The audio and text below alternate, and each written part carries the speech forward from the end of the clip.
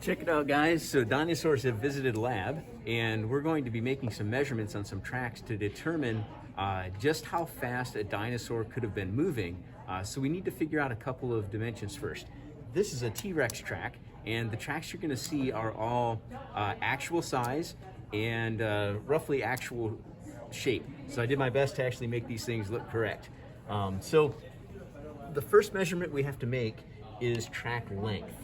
And track length is the length of the track at the longest section. So I'm going to go from the heel all the way up to the end of the longest toe on this one. We've got 3 toes like this. We're going to measure this in meters. So all the measurements are going to be in meters, and I'll give those to you here in just a second. So I'll have to make all these measurements for you, okay?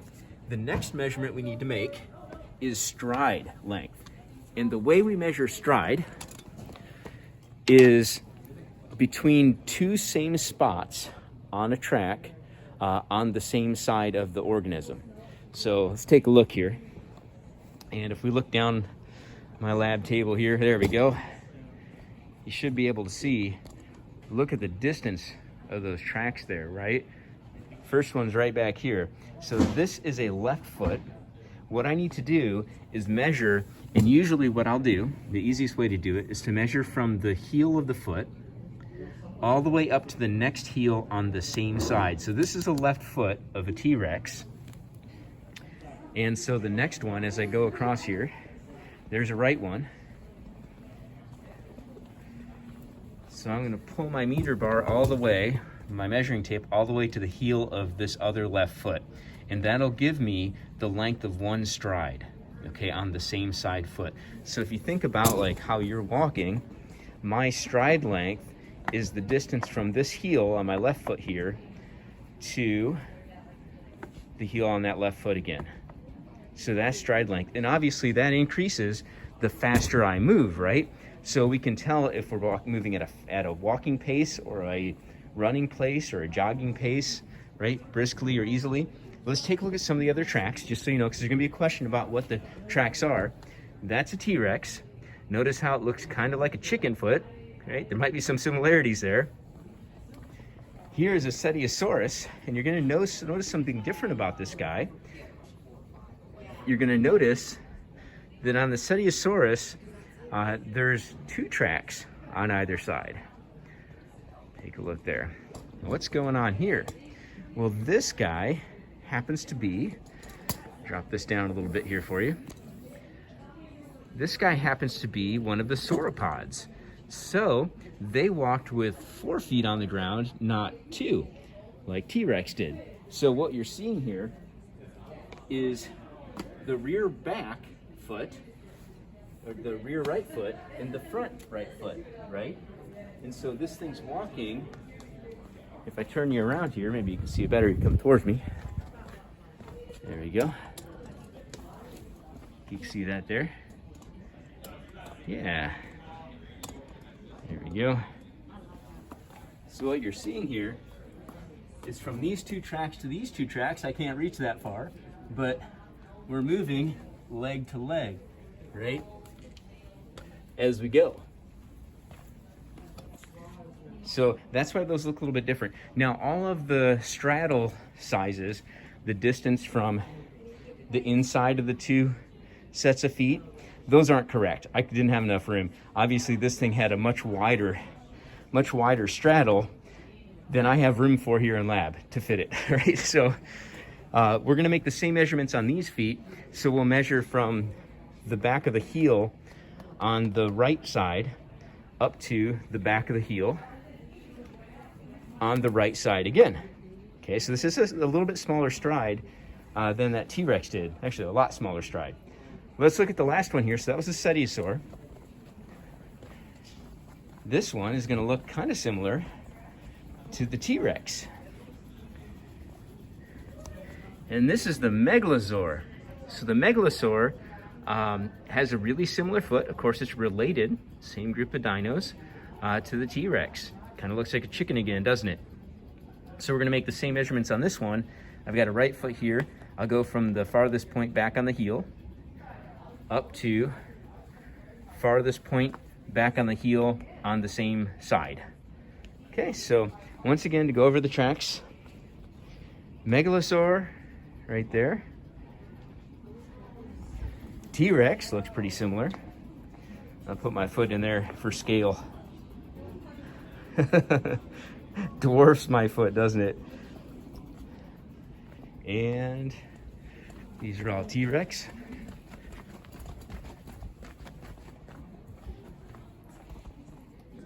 And then the sauropod, the Cetiosaurus here. You've got 2 feet on that, on either side. Okay guys, let's work through this lab here. So this is the Dinosaur Trackway Lab, and it says here the study of dinosaur tracks is yielding considerable information regarding the behavior of dinosaurs. To date, thousands of dinosaur trackway sites have been found, and their examination has produced information that has changed the way we think about dinosaurs.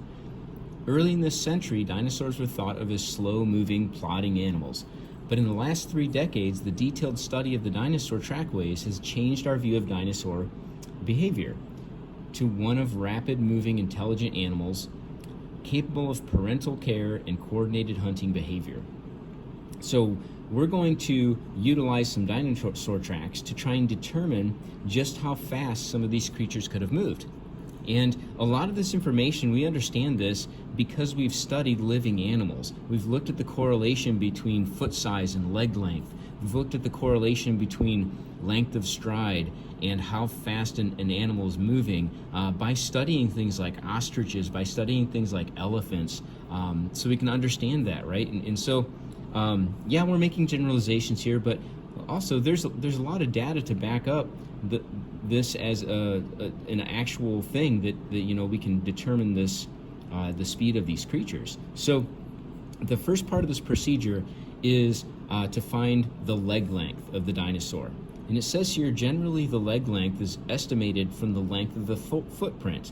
So if we don't know how long the leg was, because it could be different depending on the dinosaur, maybe it's a young one, maybe it's an older one, we have to estimate that based on the footprint. And that estimation is that the footprint is about 20% the length of the leg, okay? Or the simple way to do that is you take you multiply the footprint length times 5, and that gives you the rough estimate for the length of the leg, which is what we're going to do here. So leg length is 5 times the length of the track. Okay. And once again, we can double check this with average leg lengths of, say, a T-Rex if we're looking at a T-Rex track. So next we need to measure the length of the stride, which is the distance from 2 similar points on the same side. So you got to measure right foot to right foot or left foot to left foot. Don't measure right to left because that's not stride. Okay.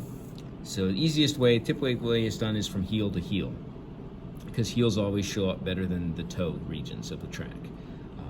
So next we're going to figure out the relative stride using this formula. So relative stride is length of stride divided by leg length. Okay, this is a dimensionless sort of thing. So because larger animals can run faster than smaller animals, we must take that into account. To solve that dilemma, we need to determine the dimensionless speed.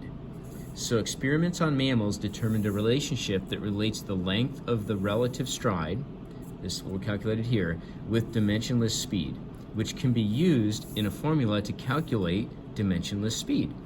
The relationship between relative stride and the dimensionless speed is found with the formula dimensionless speed equals the relative stride, you got here, minus 0.72, and you take all of that and divide by 1.19. Okay? So that's the next step that we'll be doing. Oops, that over. Once we have the dimensionless speed of a dinosaur, calculating the actual speed is actually pretty easy. We're just going to use a simple formula. Actual speed equals the dimensionless speed times the square root of leg length times gravitational acceleration. That sounds complicated, it's really pretty simple. Okay, we're just going to use 10 meters per second squared for gravitational acceleration. I realize it's 9.8, but 10 is going to work out just fine for us. Okay, therefore, the actual speed equals dimensionless speed times the square root of leg length times 10. Okay, don't go squaring this or anything like that. Okay, and be careful when you plug this into your calculator, you're going to want to multiply these two first, depending on how well you use brackets and things on your calculator. You want to multiply these two things, take the square root of that, and then multiply that times your dimensionless speed. If you try to just plug it all in like one big blah, you could get who knows what, unless you're really good with brackets. Okay, so I did an example here for you. And I'm going to walk you through the example, then I'm going to have you guys do your own work for the values that I give you here. So there's a table right here on the next page, and you've got a nice picture of some dinosaur tracks there. There's a table here, and I've got the example filled in. So check yourself before you do any of these to see if you can do these numbers right here, okay? On the quiz, it's multiple choice, but if you don't get one of the answers right on the quiz, you've probably got a problem here somewhere. Okay. Let's take a look here. I'm going to give you the values here for these other ones first. T for, it's a little hard to see that, isn't it? T for track length. It's 0.5 in the example. I measured 0.64 meters for T-Rex. I measured 0.64 meters for Megalosaurus. And the sauropod down here, Cetiosaurus, 0.60 meters. So that was just that back foot. I didn't measure both of them together, okay? Next up, you need to know the stride. And I measured the strides for you. So the stride for T-Rex is 9.0 meters. For Megalosaurus, 2.5. And then for our sauropod here, 2.8 meters. Okay. So make sure you have those values because you'll need them to calculate the rest of this. Now let's go through and do this example here. So if you only had these two pieces of information, how do you get the rest of this stuff? Well, I wrote you out a beautiful example here, doing everything for that first one. But let's walk through it together just to see if we can figure it out, okay? So first off, let me find a calculator. Hopefully I can use this thing. I'm used to using my phone. Okay, we're going to take, to get leg length, I gave you the variables that I assigned them, like L for leg length, and then those variables show up down here in the actual calculation for how you do the calculation for leg length. So leg length, L, equals T times 5. So T times 5 is 0.5, because that's T, 5 times 5 equals 2.5 meters. Good, I got that right. Now stride, well, that I had to give you that, right? So I gave you 6.5 meters. That was the distance from heel to heel on the same side. The next one here is to calculate relative stride. Relative stride is stride, S, divided by L, which is leg length. So I'm just going to take my 6.5. Oops, how do I figure on this thing? 6.5 divided by, you see the calculator there? Sorry, trying to hold all this in the picture for you. 6.5 divided by length of the leg, 2.5, should give me 2.6. Yes, it does. Okay, that's my relative stride. Next up, I'm going to calculate the dimensionless speed, which we're calling D. To get dimensionless speed, you take R, which is the relative stride, there, minus 0.72 divided by 1.19. So let's take R, 2.6, so I've already got my calculator, minus 0.72, hit equals here, equals. Now I'm going to divide by 1.19. Divide by 1.19, and I should get, yep, 1.58. And I just rounded it there. It was 1.5798. I rounded it to 1.858. I'm sorry, 1.58. Okay. Next up, we're going to calculate actual speed in meters per second. Okay, and we're going to call this A for actual. Oops, can you see that? Actual speed in meters per second, we're calling it A for actual. So to do that, we're going to take D, dimensionless speed, right here. So what I got there, times the square root of L times 10. So if you're good with brackets, you can plug all that in at once, but if you're not, don't do it. Okay, you can work it out individually if you want. Let me clear this. Let's do it like this. We're going to take L times 10. L is my leg length. Trying to get all this in the camera here. Okay, L, if I move this way a little bit, it's better. 2.5 times, that was my leg length, 10 equals 25, obviously. And now I need the square root of that. Okay, I'm going to take the square root of these numbers multiplied together. So I need to find the square root button on this calculator. I have to hit shift, I think, here. Square root. Okay. And now I'm going to multiply by D. Where is D? D's right here, dimensionless speed. So times 1.58 equals 7.9. How about that? That's meters per second. That's how fast it's going, meters per second. So to convert that into kilometers per hour, what we do is just multiply this number here, A, times 3.6. Times 3.6 equals 28.44 kilometers per hour. Now let's put it in units that make some more sense to an American. We're going to take K, kilometers per hour, divided by 1.6. Divide by 1.6 equals 17.78, yes, I rounded, miles per hour. That's how fast that thing was going. So go through and figure out the answers to these other 3 dinosaurs, because there's going to be questions about them. It works exactly how I just did that first problem, so you should double check that you can do the math first. Push the buttons, see if it works, and then you should come up with some values. Now, once you're done with that, you can go ahead and do the quiz, but I want to talk here just for a second. Let's, oops.